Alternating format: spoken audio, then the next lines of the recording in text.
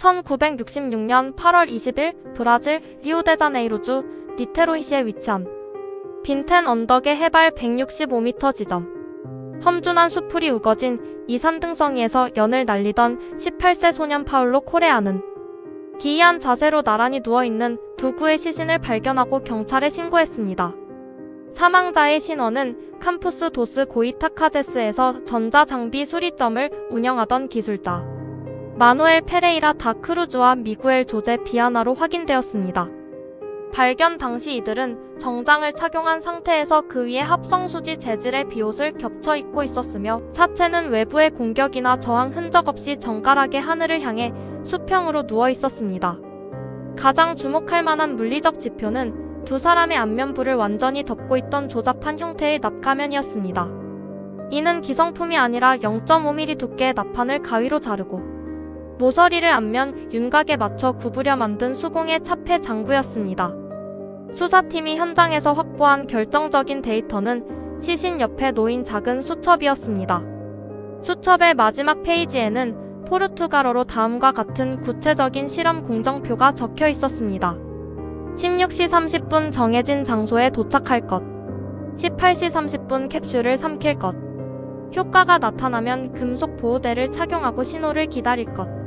여기서 18시 30분은 당일 리우데자네이루의 일몰 시각과 정확히 일치하며 이는 태양 복사 에너지가 감쇄하고 대기의 전리층 상태가 변화하여 외부 전파 수신율이 극대화되는 시점을 실험 시간으로 설정했음을 의미합니다. 캡슐은 화학적 촉매제를, 금속 보호대는 납가면을 지칭하는 명확한 기술적 지침으로 분석됩니다.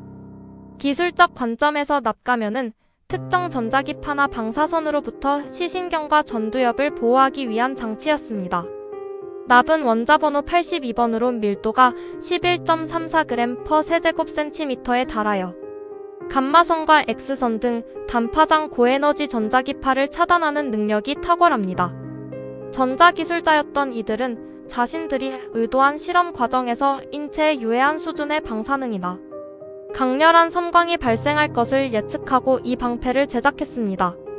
실제 이들의 자택 작업실 조사 결과 납판을 절단할 때 사용된 가위와 0.5mm 두께의 납자뇌물, 그리고 실험용 코일, 진공관, 고전압 트랜스포머 등 고주파 발생 장치들이 대거 발견되었습니다.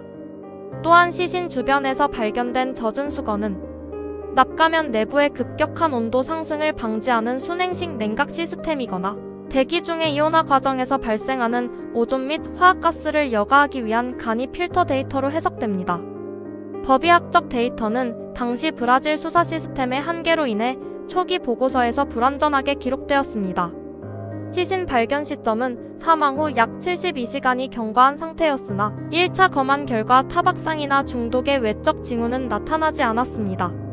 그러나 훗날 기록된 재검토 보고서에 따르면 현장 주변 토양에서는 특정 전해질 농도가 비정상적으로 높은 흔적이 발견되었으며 시신의 장기 조직에서는 미량의 알칼로이드 성분이 감지되었습니다.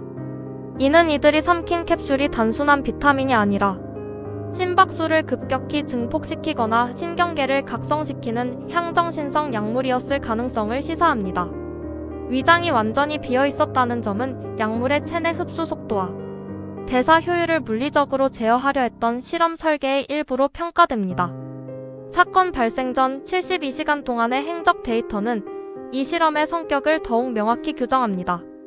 8월 17일 두 사람은 가족들에게 부품 조달을 위해 리우데자네이루로 간다고 보고한 뒤 당시 기준 약 $1,000 상당의 거액을 지참하고 출발했습니다. 니테로이에 도착한 이들은 기상예보와 무관하게 합성수지 재질의 비옷 2벌을 구매했습니다. 이는 우천대 비용이 아니라 고압 전자기 실험 중 발생할 수 있는 전기적 아크로부터 신체를 절연하거나 액체 화학물질의 비산을 막기 위한 물리적 보호벽 데이터로 분류됩니다. 당시 상점 주인은 그들이 1분 단위로 시계를 확인하며 특정 스케줄에 맞춰 움직였고 물병 보증금을 환불받지 않고 서둘러 자리를 떴다고 증언했습니다. 이들이 심취해 있던 영적 과학주의에 대한 문헌 기록은 사건의 배경 데이터를 완성합니다. 1960년대 브라질의 일부 기술자들은 라디오 송수신 기술과 영매주의를 결합하여 외계 존재나 고차원 지성체와 통신할 수 있다는 가설을 세웠습니다.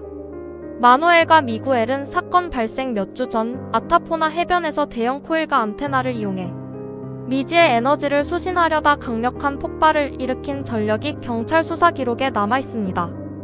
당시 현장에서는 청백색의 휘광이 관측되었는데 빈텐 언덕에서의 행위는 이 폭발 실험을 통제된 환경에서 재현하려던 최종 단계였을 확률이 높습니다. 당시 현지 주민들의 목격 데이터 또한 중요한 참고 지표입니다. 8월 18일 밤 언덕 인근에 거주하던 그라신다 바르보사를 포함한 다수의 목격자가 빈텐 언덕 정상 부근에서 강렬한 오렌지색 구체가 약 5분간 정지 비행하다 수직으로 상승하는 것을 보았다고 보고했습니다. 만약 두 기술자가 특정 주파수의 전자기 신호를 송출하여 이 발광체를 유도하는 데 성공했다면 납가면을 쓴 채 누워있던 자세는 강력한 에너지를 직접 수신하기 위한 안테나의 접지 원리를 모방한 자세였을 가능성이 큽니다. 시신에서 현금이 사라진 것에 대해서는 범죄 가능성이 제기되기도 했으나 실험 도중 이들이 의식을 잃은 사이 행인이 가져갔을 것이라는 견해가 지배적입니다. 현대 전자기학 시뮬레이션 데이터는 납가면의 역설을 지적합니다. 특정 주파수 대역의 고출력 마이크로파가 납판에 조사될 경우 납판은 보호 장구가 아닌 에너지를 흡수하여 열로 변환하는 수동 안테나 역할을 수행하게 됩니다. 이 과정에서 발생하는 급격한 유도 가열은 납가면 내부의 온도를 치명적인 수준으로 높여 뇌의 열사병이나 급성 뇌부종을 유발할 수 있습니다. 즉, 자신들을 지키기 위해 제작한 0.5mm 두께의 납판이 오히려 실험 도중 발생한 에너지와 공명하여 사망의 직접적인 원인이 되었을 가능성이 과학적으로 제기됩니다. 이는 실험용 보호구가 오히려 살상 도구가 된 데이터적 역설을 보여줍니다. 사후 처리 데이터 역시 비정상적인 정황을 보입니다. 당시 브라질 수사 당국은 현장에서 수거된 장비에 세부 회로도와 수첩의 일부 페이지를 국가안보를 이유로 비공개 처리했습니다. 20세기 중반 냉전의 영향권 아래 있던 브라질 군 정부는 민간 기술자들이 독자적인 고성능 수신 장치나 미지의 통신 기술을 보유했을 가능성을 경계했습니다. 특히 시신 안치 직후 군 정보기관 관계자들이 부검실에 방문하여 장기 추출물과 혈액 샘플을 회수했다는 기록은 이 사건이 단순한 해프닝을 넘어 국가적 데이터 통제의 대상이었음을 암시합니다. 또한 이들이 실험에 사용했을 것으로 추정되는 메시 형태의 금속장치 파편들이 현장에서 20m 떨어진 지점에서 추가로 발견되었습니다. 이는 두 사람이 단순히 누워만 있었던 것이 아니라 주변의 특정 전자기장을 형성하기 위한 외부 안테나 망을 구축했음을 의미합니다. 수거된 비호 표면의 미세한 탄화 흔적은 실험 중 일시적으로 강력한 전기적 방전이 발생했음을 나타내는 물리적 근거가 됩니다. 이러한 모든 데이터는 이 사건이 사전에 치밀하게 계산된 공학적 실험이었으나 예기치 못한 물리적 변수로 인해 실패했음을 가리키고 있습니다. 결론적으로 빈텐 언덕의 납가면 사건은 세계적인 안전기준이 결여된 상태에서 수행된 극단적인 전자기 실험의 결과물입니다. 발견된 납가면, 화학적 캡슐, 절연용 우비, 그리고 시간별 행동 강령은 모두 특정 목표를 달성하기 위한 물리적 부품들로 설계되었습니다.